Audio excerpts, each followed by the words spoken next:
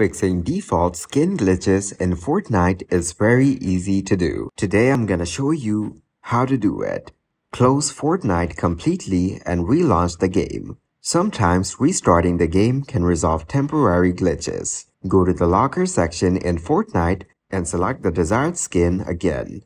Ensure that you apply the skin before starting a match. Make sure that Fortnite is up to date.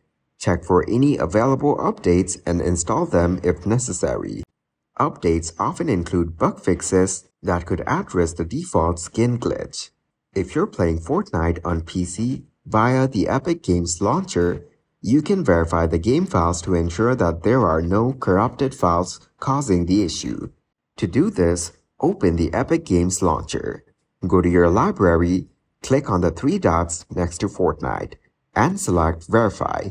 If you're playing Fortnite on a console, such as PlayStation or Xbox, try clearing the cache. Turn off your PlayStation console. Unplug it for about 30 seconds, then plug it back in and restart. Press and hold the power button on the console for about 10 seconds until it shut down completely. Wait for a few seconds, then turn it back on. If the issue persists after trying the above steps, you may need to contact Fortnite support team for further assistance. They may be able to provide additional troubleshooting steps or escalate the issue if it's a known bug. Sometimes glitches and bugs in Fortnite are server-side issues that require a patch from Epic Games to fix.